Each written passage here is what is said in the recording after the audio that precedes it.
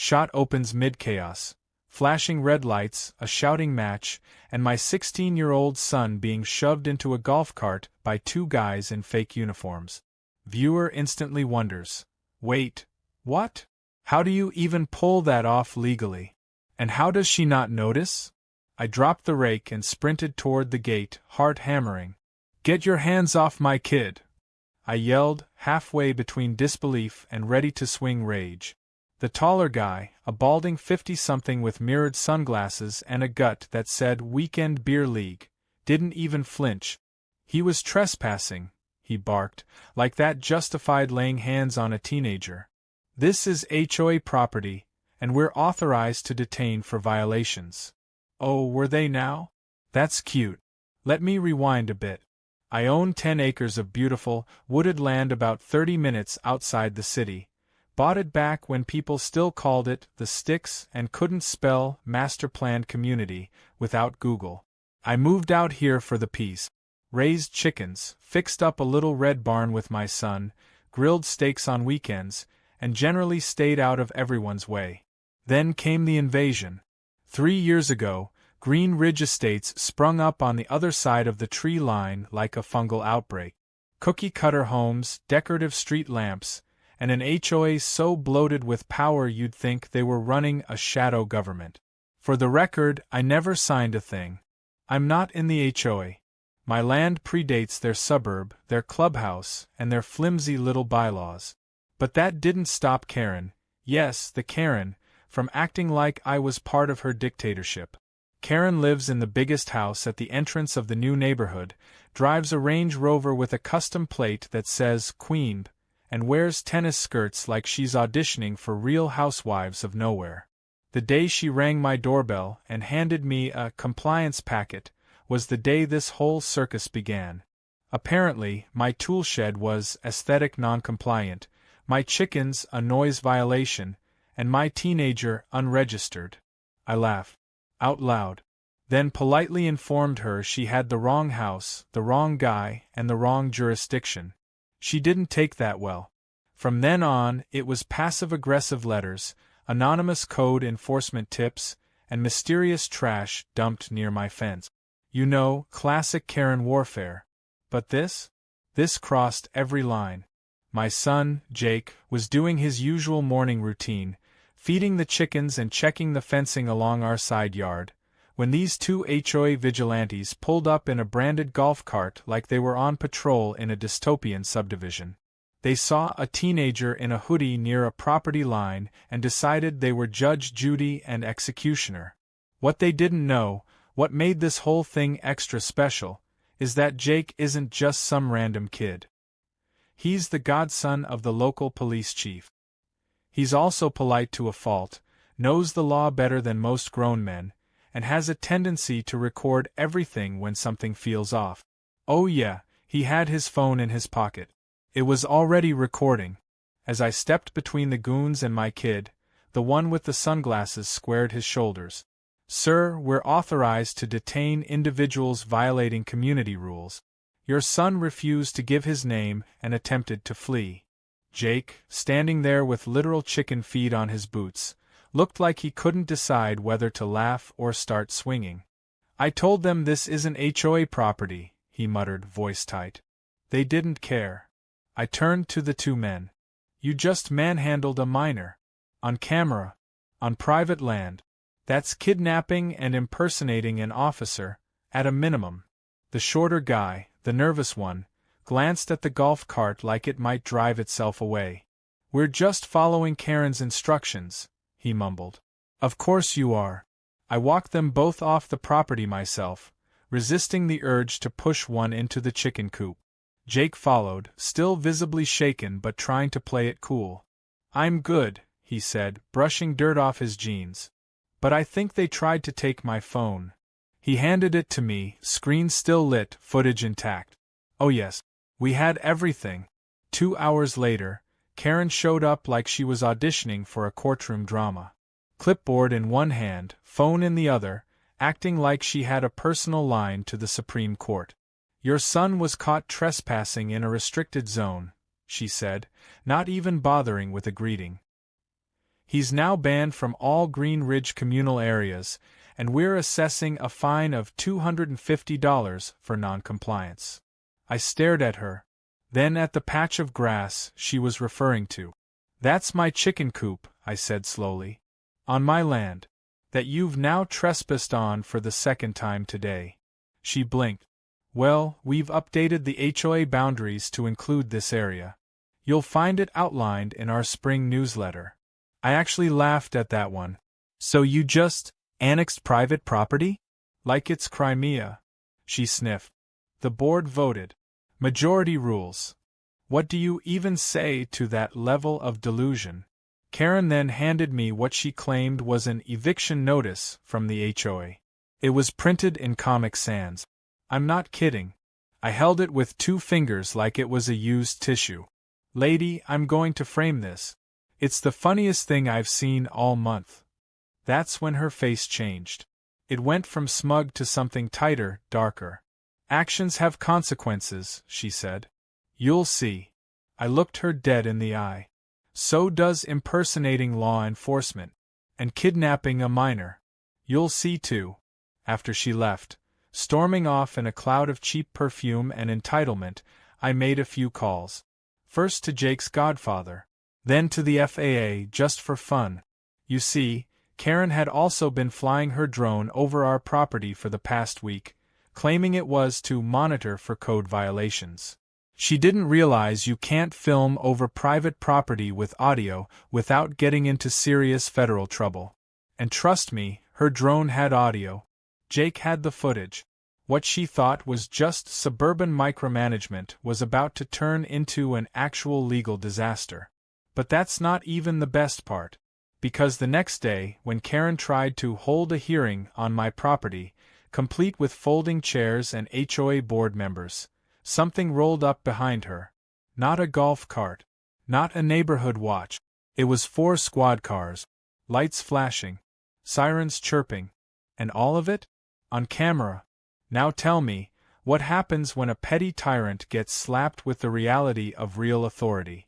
What happens when her so-called enforcers find themselves on the wrong end of the law? Let's just say, Chapter 2's going to be loud. When Karen came stomping up my driveway the next morning, I already knew she was going to escalate things. The woman had a gift for delusion, and absolutely no off switch when it came to doubling down on stupid. She was followed by 2 of her HOA lapdogs dragging a folding table between them like they were about to host a bake sale. Behind them, a few more HOA board members fanned out, setting up lawn chairs along the edge of my property like they were preparing for a neighborhood tribunal. It would have been funny if it wasn't so absurd. One of them even brought a gavel. A real one. I counted at least 3 clipboards, a pitcher of lemonade, and one of those stupid HOA-branded banners that read Community First. They were holding a hearing. On my land. Karen marched up to the porch like she owned the place. This is your final opportunity to cooperate, she announced, loud enough for the trees to hear. The board is prepared to make a decision about your continued presence in Green Ridge. I stayed seated, sipping coffee from my chipped mug, not even bothering to stand. You're trespassing again, I said. And this is the dumbest cosplay I've seen since Comic-Con came to the mall. Karen bristled, her cheeks going full tomato. We are executing a lawful HOA disciplinary hearing. You and your son have repeatedly violated neighborhood standards, including trespassing, animal noise, drone interference, and firearm discharge. That last part made me raise an eyebrow. Firearm discharge? You mean when I shot your illegal drone that was filming my minor son? She ignored me, flipping through her clipboard like she was reading a court docket. The board recommends the following: immediate removal of unauthorized livestock, payment of outstanding fines totaling $3,275, and submission of your residence to an emergency architectural review. Her voice was steady, rehearsed. Like she'd been practicing this in front of a mirror all night. I finished my coffee, stood up slowly, and whistled. Jake emerged from around the barn, calm and quiet, holding a manila folder. In it were the property records, the boundary surveys, and, just for fun, the footage from his phone. Karen's face twitched when she saw him. The juvenile may not be present during disciplinary proceedings, she snapped. Jake handed me the folder without a word, but not before giving her a flat, unimpressed look that said everything. He was done playing nice. I took a slow breath. Let's make this real simple. This land is mine. It was never, has never been, and never will be part of your HOA. You have no jurisdiction here. You've trespassed, you've harassed a minor, you've impersonated law enforcement, and you've flown illegal surveillance equipment over private property. And now, you've set up a mock court on my front lawn like this is some low-budget episode of Judge Karen. Karen's nostrils flared. We'll see what the sheriff has to say, she spat, signaling to one of her cronies to call. The poor guy looked confused, but pulled out his phone anyway. That was the moment I'd been waiting for. I didn't even have to say a word. Because just as Karen raised her gavel and banged it dramatically on the plastic folding table, the distinct wail of approaching sirens cut through the morning air. 3 patrol cars turned onto my drive, gravel crunching under their tires. The HOA board members froze. Karen dropped the gavel. One of the men in the lawn chairs immediately stood up and began folding his seat like he was trying to disappear into it. Jake's godfather, the actual police chief, stepped out of the lead cruiser, adjusting his sunglasses and looking like he'd just walked off the set of a western. He took one look at Karen's little kangaroo court and shook his head slowly, like a parent walking in on a kid trying to microwave a spoon. Karen tried to regain control. Officer, thank goodness. We were just concluding our hearing. This man and his son have been harassing the neighborhood and, she didn't get to finish. The chief raised a hand, not to signal her to stop, but to signal his officers to start. Detain the 2 men in the golf cart, he said.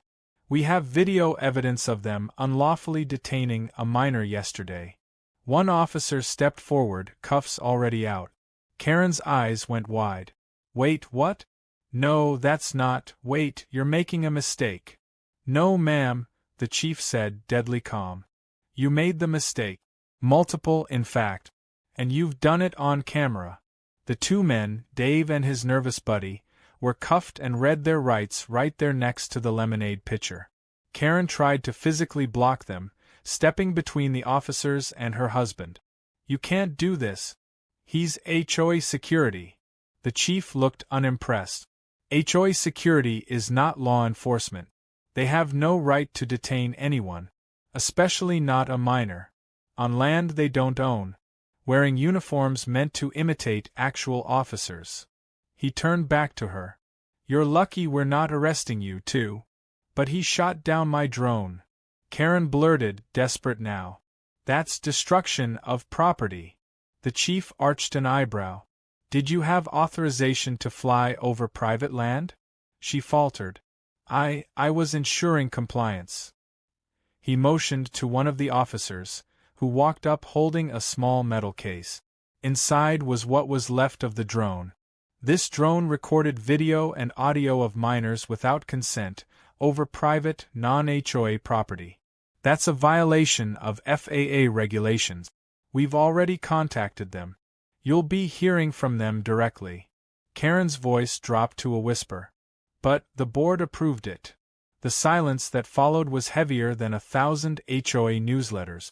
The other board members started stepping back, slowly edging away from the scene like extras in a disaster movie who realize they're standing too close to the explosion.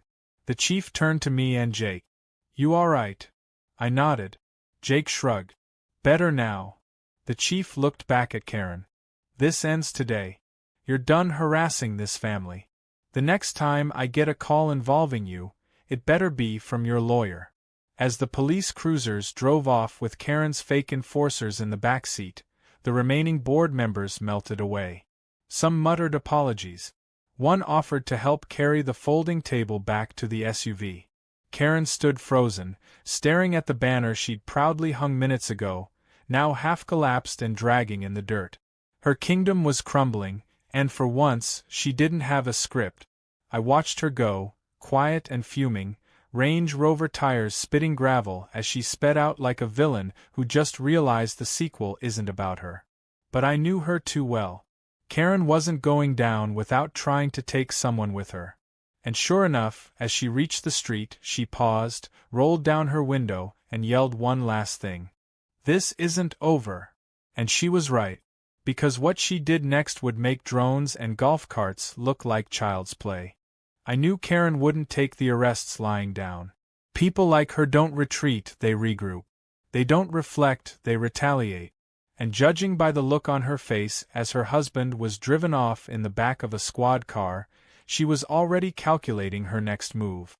Honestly, I was almost impressed by how fast she shifted from being publicly humiliated to planning her next power grab. The very next morning, while I was drinking my coffee in peace for the first time in weeks, I noticed a car idling near the end of my driveway. It wasn't the usual HOA golf cart or Karen's Range Rover. It was a sleek, unmarked black sedan with tinted windows. The kind that either belongs to the IRS or someone trying really hard to look important. Out stepped a man in a suit who clearly thought he was starring in some legal drama. He walked up to the gate, scanned the property like he expected cameras to pop out of the bushes, and called out with this smug tone that already rubbed me the wrong way. "Mr. Wallace, I represent Green Ridge Estates in a legal advisory capacity." I took another sip of my coffee and leaned on the porch railing. "So, a lawyer for a fake government, huh? That must look great on a resume." He didn't smile. No sense of humor, classic HOA attorney. "We'd like to resolve this civilly before further action is required," he said, pulling out a thick envelope and holding it up like it contained nuclear codes. "You are in violation of several community standards outlined in the amended charter of Green Ridge Estates." I didn't move. "I'm not in your HOA," I said. "Your charter means about as much to me as a grocery store flyer." He cleared his throat, clearly annoyed that his script wasn't working. "The HOA board passed a boundary reclassification. Your property now falls within the expanded parameters." I raised an eyebrow. "Let me guess. The board voted, and the vote was unanimous." He nodded, probably proud of that. I laughed, louder than I needed to. "You people really think you can just draw new lines on a map and pretend it's law? That's not how any of this works." He pushed the envelope through the gate, letting it drop to the gravel. "You'll find the lien notice inside, as well as a list of fines. We expect full compliance within 10 business days." Then he turned and walked back to his mystery mobile like he'd just delivered a death sentence. Jake came out from the barn, wiping his hands on a rag. "More HOA theater?" he asked. "Yep," I said. "They're trying to pretend the Constitution doesn't apply here."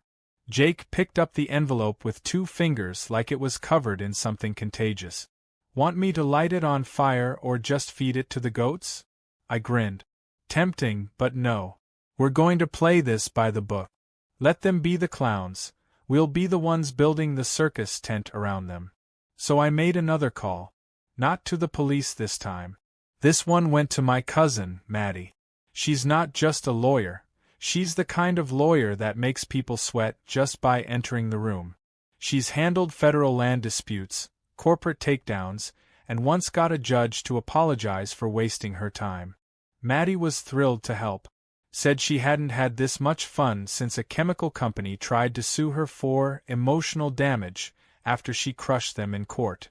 She showed up 2 days later with a briefcase, a whiteboard, and a caffeine-fueled vengeance I hadn't seen since college. We went over everything. Property records, footage, drone violations, even the ridiculous paper trail the HOA left behind. Maddie's eyes lit up like a kid on Christmas morning. "Oh, this is good," she said. "They've violated privacy laws, trespassing laws, zoning codes, and depending on how they mailed that fake lien, possibly federal fraud statutes." Jake perked up. "So, we get to sue them?" Maddie smiled. "Oh honey, we're going to melt their little plastic throne." Meanwhile, Karen wasn't slowing down. Her next move was to rally the HOA into a mass campaign. They started a letter drop around the neighborhood claiming I was a danger to the community, accusing me of threatening behavior, and implying that Jake was involved in delinquent activity. It was pure slander. One neighbor, a nice older guy named Tom, brought one of the letters over, furious. "This is garbage," he said. "We all know you and Jake are the only sane ones in this circus." Turns out, Karen had been trying to whip up a mob, hoping to get more people behind her in case the legal stuff backfired. Unfortunately for her, most of the neighbors were just regular people who'd been silently suffering under her rule. Then came the cherry on top. Karen decided to call in the county zoning commission to do a compliance sweep. I watched from the porch as two guys in safety vests walked slowly down my driveway, obviously embarrassed to be there. I met them halfway. "Let me guess," I said. "Anonymous complaint?" One of them nodded sheepishly. "We have to respond, even if we know it's nonsense." They did a half-hearted look around, confirmed nothing was out of place, and left me with a printed notice that said, in big letters, "No violations found." I framed it, hung it right next to the front door. Then the FAA called. Apparently someone, I wonder who, had tried to submit a complaint against me for interfering with civilian aerial equipment. The agent on the line sounded tired. "We already have the footage from your son," she said. "That drone was flying illegally, had unauthorized audio recording, and violated multiple restricted airspace regulations." She paused. "She's not going to like what we send her." A week later, Maddie filed a lawsuit against the HOA and Karen personally. Charges included harassment, attempted extortion, unlawful surveillance, trespassing, impersonation of law enforcement, and defamation of character. Within days, HOA board members started dropping like flies. 2 of them issued public resignations, citing concerns about leadership. One even called me directly to apologize and offered to testify. The lawsuit hit the neighborhood like a bomb. Suddenly, Karen wasn't the queen anymore. She was radioactive. But she still had one last move. I came home late one night and saw flashing lights again, only this time it wasn't the cops. It was a tow truck, parked right outside my fence. And hooked to it? My truck. My fully paid off, parked in my own driveway truck. I ran out shouting, demanding to know what was happening. The driver looked confused. Said it was an HOA order. Said this vehicle violated overnight street parking rules. I stared at him. "It's not in the street. It's on my gravel. On my land." He scratched his head. "Lady said the new map includes this lot." Karen had literally tried to have my truck stolen. That was her last card. And that was her final mistake. I didn't yell. I didn't scream. I didn't even argue. I just walked back to the porch, grabbed my phone, and called Maddie. She picked up on the first ring, and I could practically hear her eyes narrow through the speaker. "Let me guess," she said, already annoyed. "Karen tried to repossess your truck." I nodded, though she couldn't see me. "Yep. Tow truck just hooked it up from my own driveway. Driver says he was told it was an HOA order." There was a beat of silence, followed by a low chuckle that was honestly a little scary. "Okay," Maddie said, her voice colder than steel. "Time to go nuclear." And that's exactly what we did. The next morning, Maddie filed an emergency injunction against Karen and the HOA, citing unlawful interference with private property and attempted theft. It took less than 6 hours for a county judge to grant it. The order included an immediate cease and desist directive for Karen and the HOA, forbidding any contact, surveillance, or enforcement actions against me or Jake. But that was just the legal appetizer. The real storm was still brewing. Meanwhile, I went to the towing company's main office with the injunction in hand. The manager, a tired-looking guy with a coffee stain on his shirt, took one look at the paperwork and nearly turned inside out. "She said it was legit," he muttered, clearly regretting every moment of his involvement. "She even had some kind of ID badge. Said you were in HOA violation and the car was parked illegally." I asked him to describe the badge.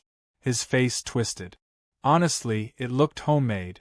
Laminate pouch, clip-on like a kid's school project. Of course it did.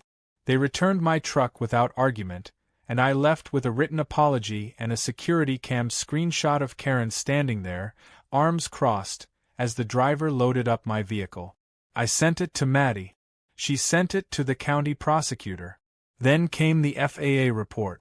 Turns out Karen had been flying not one, not two, but 3 drones over the past 6 months. 2 of them were equipped with audio recording, 1 with thermal imaging. She had flown over homes, backyards, and in one case, recorded footage of a family barbecue that included children in swimsuit. That detail alone was enough to make the agents stop smiling. She violated half a dozen federal laws and more than a few moral ones. They fined her. Heavily. And that was just the start. There was a potential criminal charge being evaluated, pending further review of the footage she had collected and how it was stored. By now, the Green Ridge HOA was hemorrhaging. Board members were resigning in waves. The newsletters stopped showing up. The golf cart patrols vanished. People who used to glare at me in the grocery store now looked at me with a weird mixture of respect and fear, as if I had burned Karen in effigy in the town square. The best part? I didn't have to lift a finger. Karen had done it all herself. All I had to do was stand still and let her run face-first into the brick wall of consequences. But I wasn't finished. I decided it was time to give the neighborhood a parting gift. Something petty, sure, but also poetic. So I got to work on a project.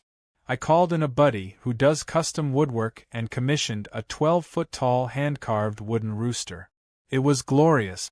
Wings flared, beak open mid-crow, carved from red cedar so rich it almost glowed in the sunlight.